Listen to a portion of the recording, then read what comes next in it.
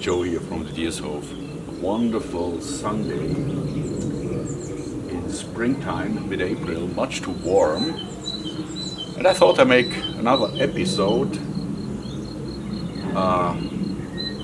as often inspired by the fact that I looked on YouTube for some information about tomahawks and how useful they would be serving as a camping hatchet or something like that. The information I found was not really what I was looking for, so I thought I'd make my own video, and here it is. Had to move out of the sunlight. I mean, it's lovely, but the light reflexes on the video, yeah, are disturbing. So I've put here on the table some of those tools I would like to talk about, tell you a bit my experience. And no, I'm not a collector. I have to say we bought many axes with this house. When we bought this farmhouse, we made a deal with the previous owner to leave all the tools here.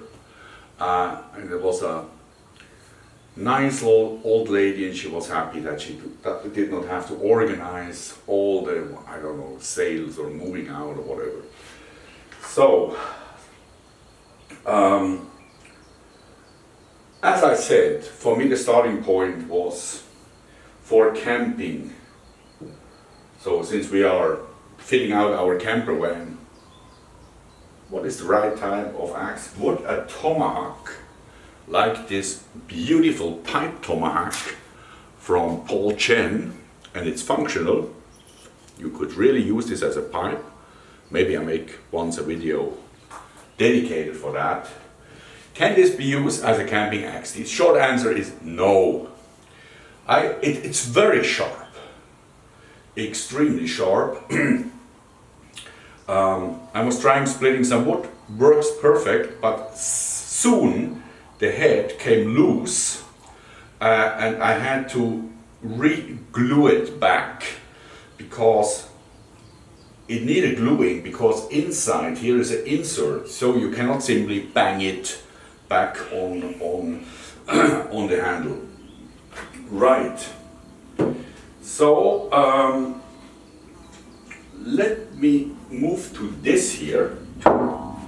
It has the shape of a tomahawk. It is the wood's kanji from a company called CRKT. It's quite a beautiful tool. It looks like a tomahawk, but I think it's not a tomahawk. This is so much heavier than this one. The tomahawks, of course, they were weapons, to be honest, as we know from many movies. And this here is so heavy, you could not wield it, I guess, fast enough in a compact. So this here is much lighter. I didn't put them on a balance, but that's the case. So in fact, this one, it's not very sharp, came dull, but I think could well be used as a kind of a camping axe. And you have on the back here this spike. There's another version with kind of a hammer, which maybe is even more useful than this one. What else do I have here on the table? This here is what is really a hatchet. I had to look it up, but I learned that in strict definition, a hatchet has always this kind of hammerhead on the back. So there's a modern version from no brand. I don't know, this yellow. Is it the Stanley? No idea. But it's heavy. Look, it's all steel, so it's basically indestructible. But this is heavy. But for camping, I think it's useful because you can bang in the spikes and you can pull it out with this groove here. So I think quite useful. Also, this little hand axe, all metal, Stanley. Yeah, here it says. Quite nice, but again, heavy. I have this one in my car. Here is the traditional type of hand axe, which became so popular with these Nordic brands making or offering for a lot of money this kind of little outdoor hand axes, or in the past they were called a kitchen axe. Still a hand axe. This one I kind of restored a little bit. It was totally rusted. Very nice. Good weight. Also a thing to consider, but since this one is kind of antique, yeah, I use it in the house. This, on the other hand, looks again, it's more in the size of a tomahawk, but it is a throwing hatchet. It's a replica of a hatchet found somewhere in the US, but don't ask me where. So I have a set of 3 of them and use them in throwing sports. This is kind of my favorite. It's a modern axe. It's from an Italian company called Angelo, but the shape is like a historic axe. So actually in the graves in Switzerland of the tribe or the people of the Ratians, living in the eastern part of Switzerland, they had as grave goods this type of axes.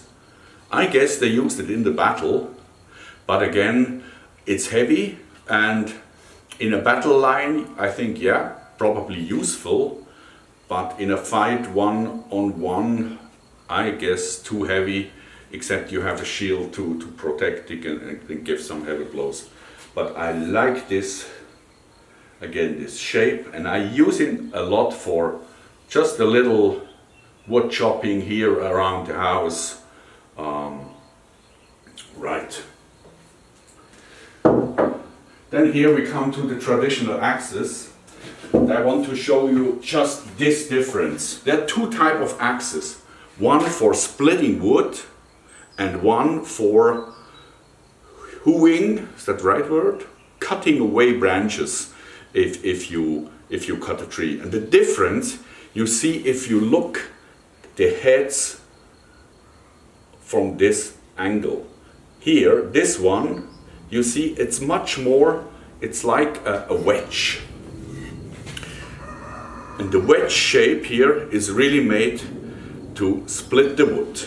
Hope you can see it on that the camera focuses it well. This is much less wedge shaped. It's narrower, and so it has more these cutting functions. This one is again an antique one.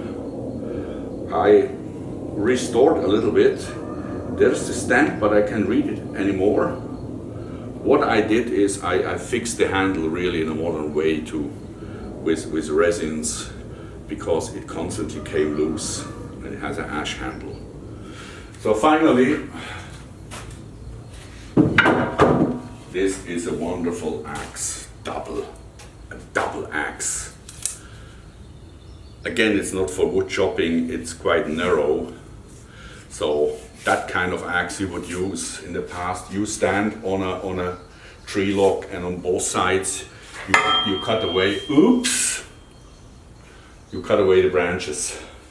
This one is from Ochsenkopf.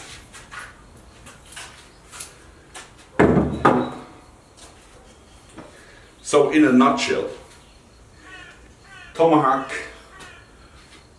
would be the right thing if it comes really to tactical combat or stuff like that. Things hopefully nobody's involved. But for camping, for splitting, this is too lightweight. For that, I really would recommend, I probably take this one with me, this what is it called again? The Ochsenkopf.